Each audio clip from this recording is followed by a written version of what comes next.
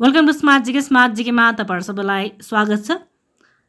2500 feasible questions for Nepal राष्ट्र bank प्रिटेस्ट 2078 ल्याउने क्रममा यो तेस्रो दिन सेट 3 रहेको छ। यो तपाईलाई नेपाल राष्ट्र बैंक लेभल 4 र 6 दुवैलाई उपयोगी हुनेछ र स्मार्ट जीके नेपालको पहिलो नम्बर 1 अनलाइन इन्स्टिट्युटमा विभिन्न अनलाइन तयारी कक्षाहरू सञ्चालन भइरहेका छन्। त्यस्तै किताबहरू पनि तपाईहरुले किन्न सक्नुहुनेछ। त्यस्तै गरी त्यहाँ स्टडी रुमको पनि व्यवस्था रहेको छ, आएर तपाईहरुले पढ्न सक्नुहुनेछ। त्यसको लागि यहाँ तपाईहरुले सम्पर्क गर्नुहोला अथवा हाम्रो अफिसियल वेबसाइट www.smartgkonline.com भिजिट गर्नुहोला। यो वेबसाइट भने तपाईहरुले क्लास लिनको लागि भिजिट गर्नुपर्ने हुन्छ अथवा हाम्रो एप स्मार्ट जीके पनि डाउनलोड गर्न सक्नुहुनेछ। अब लागौँ आजको प्रश्नोत्तरतर्फ र आजको इकोनोमिक्सको पहिलो प्रश्नमा रहेको छ, अर्थशास्त्रलाई कुन विज्ञानको रूपमा अध्ययन गरिन्छ?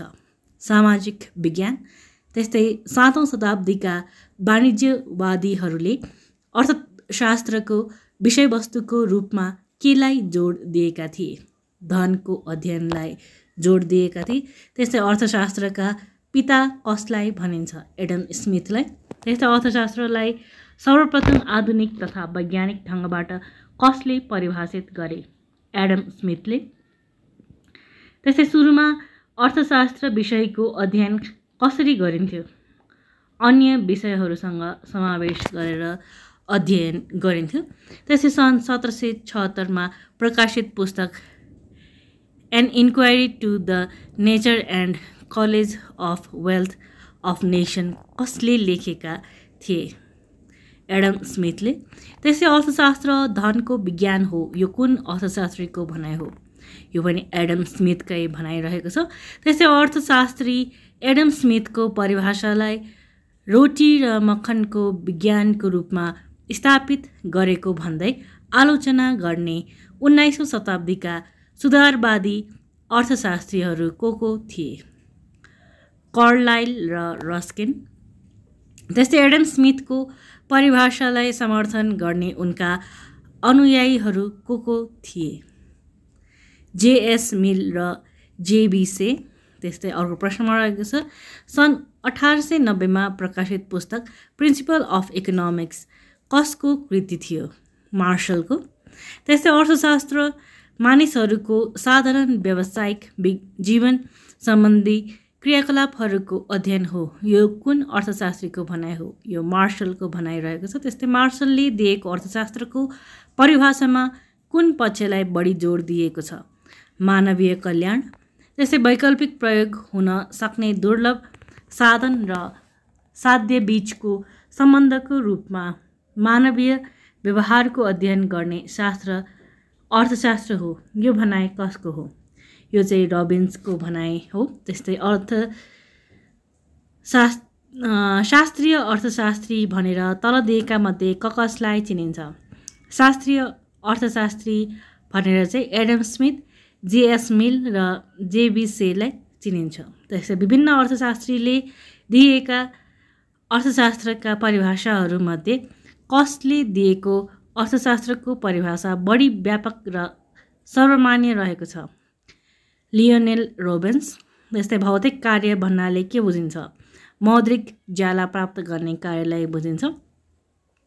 त्यस्तै कुन अर्थशास्त्रीले दिएको परिभाषामा मानवीय कार्यलाई भौतिक र अभौतिक कार्य गरी 2 भागमा विभाजन गरेको छ? मार्शल। त्यस्तै भौतिक सुख सुविधाले मात्र मानिसको कल्याणमा वृद्धि गर्दैन भनी मार्शलको परिभाषालाई कसले आलोचना गरेका थिए? रबिन्सले। त्यसै तल दिएका मध्ये कसलाई आधुनिक अर्थशास्त्रीको रूपमा चिनिन्छ? रबिन्स। सन् 1932 प्रकाशित पुस्तक nature and significance of economic science कसको कृति थियो? रबिन्सको। त्यसै मानिसका आवश्यकताहरू असीमित हुन्छन् तर त्यसलाई पुरा गर्ने साधनहरू सीमित हुन्छन्। त्यस्ता साधनहरूको वैकल्पिक प्रयोग हुने हुनाले अर्थशास्त्रलाई छनौटको विज्ञान पनि भनिन्छ। यो अर्थशास्त्रको कुन परिभाषासँग सम्बन्धित छ? रबिन्सले दिएको परिभाषासँग सम्बन्धित छ। त्यस्तै अर्थशास्त्रका परम्परागत विषयवस्तुहरू भित्र तल दिएका मध्ये कुन पर्दैन? सूक्ष्म अर्थशास्त्र पर्दैन। त्यसै तल दिएका मध्ये कुन चाहिँ अर्थशास्त्रको आधुनिक विषयवस्तु हो? बृहत अर्थशास्त्र। त्यस्तै भूमि, श्रम, पुँजी, सङ्गठन जस्ता साधनहरूका विशेषता र यिनीहरूसँग सम्बन्धित नियमको अध्ययन कुन विषयवस्तुभित्र समावेश गरेर गरिन्छ? उत्पादन। त्यस्तै वस्तु, सेवा तथा मुद्रासँग वस्तु साटासाट गरिने प्रणालीलाई के भनिन्छ? विनिमय। कुनै वस्तुमा भएको उपयोगिता नष्ट गरेर मानवीय आवश्यकता पूरा गरिने कार्यलाई के भनिन्छ? उपभोग। त्यस्तै मागको नियम, सीमान्त उपयोगिता ह्रास नियम जस्ता नियमहरू कुन सिद्धान्तमा आधारित छन्? उपभोगको सिद्धान्त। त्यस्तै वस्तुसँग वस्तु नै साटेर मानवीय आवश्यकता पूरा गर्ने प्रणालीलाई के भनिन्छ? वस्तु विनिमय। त्यस्तै उत्पादनका साधनहरूको प्रयोगबाट हुने उत्पादनलाई भूमि, श्रम, पुँजी तथा सङ्गठनका बीच बाँडफाँड गर्ने कार्यलाई के भनिन्छ? यसको उत्तर चाहिँ तपाईँहरू कमेन्ट गर्नुहोला र यसमा म अप्सन्सहरू भन्छु। उत्पादन, एमा रहेको छ उत्पादन, बीमा विनिमय, सीमा वितरण र डीमा राजस्व। यसको उत्तर चाहिँ तपाईँहरूले कमेन्ट बक्समा कमेन्ट गर्नुहोला।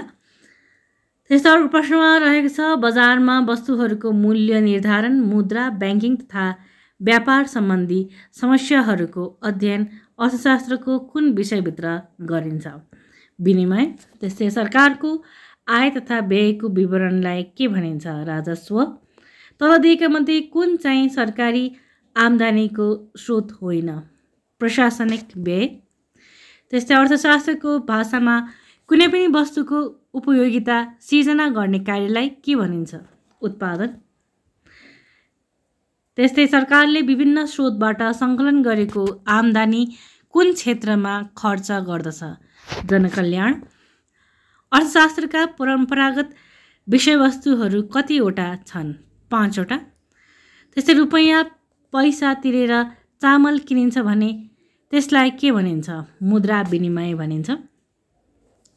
चामल, नुन साटासाट गरेर मानिसहरूले एक आपसमा आवश्यकताहरू पुरा गर्ने कार्यलाई के भनिन्छ? वस्तु विनिमय भनिन्छ। त्यस्तै फलामको प्रयोग गरेर कोदालो बनाउने कार्यलाई अर्थशास्त्रको भाषामा के भनिन्छ? उत्पादन। कुनै एक मानिसले मकै भटमास खाएर भोक मेटाउँछ वा आफ्नो आवश्यकता पुरा गर्दछ भने त्यस्तो कार्यलाई के भनिन्छ? उपभोग। तल दिएका मध्ये कुन कुन अर्थशास्त्रका आधुनिक विषयवस्तुहरू हुन्? सूक्ष्म अर्थशास्त्र र बृहत अर्थशास्त्र। त्यस्तै मूल्य सिद्धान्तको अध्ययन केमा पर्दछ? सूक्ष्म अर्थशास्त्रभित्र पर्दछ। त्यस्तै आय, उत्पादन तथा रोजगारको सिद्धान्त अर्थशास्त्रको कुन विषयवस्तुभित्र पर्दछ? बृहत अर्थशास्त्रभित्र पर्दछ। त्यस्तै कुनै पनि व्यक्तित्व वा विशिष्ट आर्थिक इकाइको व्यवहारको अध्ययन अर्थशास्त्रको कुन विषयवस्तुभित्र गरिन्छ? सूक्ष्म अर्थशास्त्र। त्यस्तै कुल बचत, कुल उत्पादन, कुल रोजगार जस्ता पक्षहरूको अध्ययन अर्थशास्त्रको कुन विषयवस्तुभित्र गरिन्छ? बृहत अर्थशास्त्र। त्यस्तै मूल्य सिद्धान्त सूक्ष्म अर्थशास्त्रको मुख्य औजार हो। यो भनाइ कसको हो? प्रोफेसर सुल्जको हो। त्यस्तै अर्को प्रश्नमा रहेको छ व्यापक अर्थशास्त्रले त्यस्तो कुल परिमाणसित व्यवहार गर्दछ जुन व्यक्तिगत आम्दानीसँग होइन कि राष्ट्रिय आम्दानीसँग होइन कि राष्ट्रिय आम्दानीसँग, व्यक्तिगत मूल्यसँग होइन कि सामान्य मूल्य स्तरसँग, व्यक्तिगत उत्पादनसँग होइन कि राष्ट्रिय उत्पादनसँग सम्बन्धित हुन्छ। यो भनाइ कसको हो? प्रोफेसर केनेथ इवार्ड बोल्डिङको भनाइ रहेको छ। त्यस्तै कुनै एक उपभोक्ता वा उद्योगको मात्र अध्ययन कुन विषयवस्तुभित्र गरिन्छ? सूक्ष्म अर्थशास्त्र। त्यस्तै तल दिएका मध्ये कुन चाहिँ भनाइ सही हो? यहाँ दिएको मध्येमा चाहिँ अप्सन सी अर्थात् सूक्ष्म र बृहत अर्थशास्त्र दुवै आधुनिक विषयवस्तु हुन् भन्ने भनाइ चाहिँ सही रहेको छ। त्यस्तै अर्थशास्त्रको कुन विषयवस्तुभित्र बजारमा वस्तु तथा सेवाको मूल्य निर्धारण सम्बन्धी अध्ययन गरिन्छ बृहत अर्थशास्त्र। त्यसै राष्ट्रिय आयको अवधारणाको सुरुवात कहिले भयो? 17औं शताब्दीबाट। सर्वप्रथम राष्ट्रिय आयको गणना गर्ने प्रक्रियाको विकास कुन अर्थशास्त्रीले गरेका थिए? सिमोन कुन्जनले। त्यस्तै राष्ट्रिय आयको गणना गर्ने प्रक्रिया कहिलेबाट सुरुवात भयो? सन् 1930बाट। त्यस्तै कुनै एक निश्चित समय, खास गरी 1 वर्षको अवधिमा कुनै देशमा हुने वस्तु तथा सेवाहरूको प्रवाहको मूल्यलाई के भनिन्छ? राष्ट्रिय आय। त्यसै राष्ट्रिय आयका अवधारणाभित्र तलका मध्ये कुन पर्दैन? पारिवारिक आम्दानी। त्यस्तै उत्पादनका साधनहरू, भूमि, श्रम र पुँजी साधनलाई मुद्राले मापन गर्दा आउने अन्तिम परिमाण नै राष्ट्रिय आय वा उत्पादन हो वा भनाइ हो भन्ने भनाइ कसको हो? स्यामुएल्सनको भनाइ हो। त्यस्तै तल दिएका मध्ये कुन चाहिँ राष्ट्रिय आय मापनको कठिनाइ हो? बहुगणना। त्यस्तै तल दिएका मध्ये कुन चाहिँ राष्ट्रिय आय मापन गर्ने विधि अन्तर्गत पर्दैन? उपभोग विधि। त्यसै देशको कुल आयलाई देशको मूल जनसङ्ख्याले भाग गर्दा आउने भागफललाई के भनिन्छ? प्रति व्यक्ति आय भनिन्छ। त्यस्तै तल दिएका मध्ये कुन चाहिँ राष्ट्रिय आय मापनका कठिनाइ अन्तर्गत पर्दैन? मूल्यमा स्थिरता कायम हुनु चाहिँ पर्दैन। त्यस्तै तल दिएका बुदाहरूमध्ये कुन चाहिँले राष्ट्रिय आयको महत्त्वलाई बुझाउँदैन?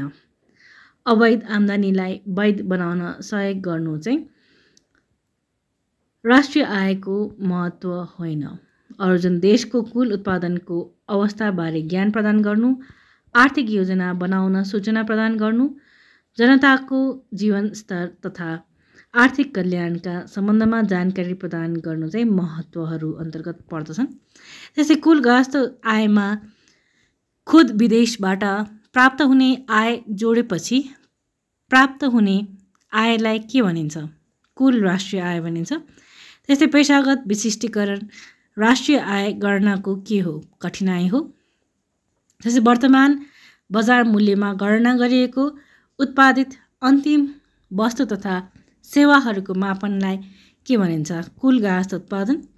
त्यस्तै वस्तुको मूल्यमा हुने परिवर्तनले राष्ट्रिय आयको मापनमा कस्तो प्रभाव पार्दछ? कठिनाइ सिर्जना गर्दछ। त्यस्तै एउटा निश्चित समयमा भौतिक वस्तुहरूमा हुने प्रति व्यक्ति उत्पादनको वृद्धिले केलाई बुझाउँदछ? आर्थिक वृद्धिलाई बुझाउँदछ। त्यस्तै आर्थिक वृद्धिसँग सम्बन्धित तलका मध्ये कुन भनाइ ठिक छ? यहाँ दिएको अप्सनहरू मध्येमा अप्सन बी अर्थात् आर्थिक वृद्धि परिमाणात्मक हुन्छ भन्ने भनाइ ठिक रहेको छ। त्यस्तै कुनै पनि देशको कुल उत्पादनमा हुने वृद्धिलाई के भनिन्छ? आर्थिक वृद्धि भनिन्छ। त्यस्तै कुनै पनि देशको निश्चित समयमा वास्तविक आयमा हुने वृद्धिलाई के भनिन्छ? आर्थिक वृद्धि। तलको कुन चाहिँ भनाइ सही हो? यहाँ दिएको मध्येमा चाहिँ आर्थिक विकासभित्र आर्थिक वृद्धि पनि पर्दछ भन्ने भनाइ चाहिँ सही रहेको छ। त्यसै दीर्घकालमा आर्थिक सूचकाङ्कहरूमा आउने सकारात्मक परिवर्तनले केलाई बुझाउँदछ? आर्थिक विकासलाई बुझाउँदछ। त्यसै आर्थिक विकासले कस्तो परिवर्तनलाई बुझाउँछ? स्थिर परिवर्तन। समग्र आर्थिक पक्षहरूमा दीर्घकालमा हुँदै जाने सकारात्मक परिवर्तनलाई के भनिन्छ? आर्थिक विकास। त्यस्तै अल्पकालीन समयमा मात्र राष्ट्रिय आयमा हुने वृद्धिलाई के भनिन्छ? आर्थिक वृद्धि। त्यस्तै तलको कुन भनाइ ठिक रहेको छ? आर्थिक विकासको क्षेत्र आर्थिक वृद्धिको भन्दा व्यापक हुन्छ भन्ने भनाइ ठिक रहेको छ। त्यसै सूक्ष्म र बृहत अर्थशास्त्र शब्दलाई सर्वप्रथम प्रयोगमा ल्याउने व्यक्ति को हुन्? रेन्जर फ्रिस हुन्। त्यस्तै सूक्ष्म अर्थशास्त्रको व्यवस्थित अध्ययन र विकासमा योगदान पुर्याउने व्यक्ति को हुन्? Alfred Marshall. त्यसै बृहत अर्थशास्त्रलाई आधुनिक ढङ्गबाट व्याख्या गर्ने व्यक्ति को हुन्? जे.एस. किन्स। अर्थशास्त्र शब्द ग्रिक भाषाको कुन शब्दबाट अङ्ग्रेजी भाषामा इकोनोमिक्स बनेर विकास भएको हो? ओइकोनोमिकस।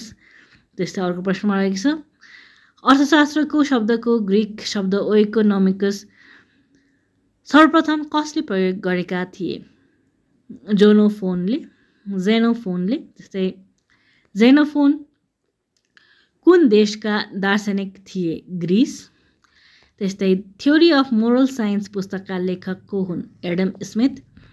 अर्थशास्त्रको परिभाषा तलको कुनसँग सम्बन्धित छ? धन सम्बन्धी, समाज कल्याण सम्बन्धी र दुर्लभता र छनौट सम्बन्धी सबै सम्बन्धित छ। त्यस्तै अर्को प्रश्नमा रहेको छ तल दिएका समूह 1 र समूह 2 जोडा मिलाउनुहोस् र सही उत्तर छान्नुहोस् भनेर रहेको छ र यसको सही उत्तरमा हेर्नुभयो भने शास्त्रीय अर्थशास्त्री भनेर एडम स्मिथलाई चिनिन्छ। त्यस्तै नवशास्त्रीय अर्थशास्त्री भनेर मार्शललाई, आधुनिक अर्थशास्त्री भनेर रबिन्सलाई र अर्थशास्त्र शब्दको प्रथम प्रयोगकर्ता चाहिँ जेनोफोन हुन्।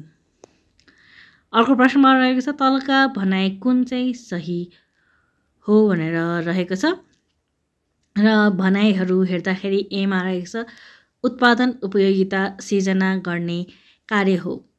बी भनाइ रहेको छ आवश्यकता पुरा गर्ने वस्तु तथा सेवा तथा मुद्रा आपसमा साटासाट गर्ने कार्य विनिमय हो। सीमा रहेको छ उत्पादन कार्यमा प्रयोग हुने साधनहरूलाई प्रतिफल समुचित ढङ्गबाट बाँडफाँड गर्ने कार्य वितरण हो। र डीमा रहेको छ आफ्नो वस्तुमा भएको उपयोगिता नष्ट गरी आवश्यकता पुरा गर्ने कार्य उपभोग हो। र यसको उत्तर रहेको छ यो सबै भनाइहरू जुन एदेखि डीसम्म मैले अहिले भर्खर भनेको छु त्यो चाहिँ सबै सही हुन्।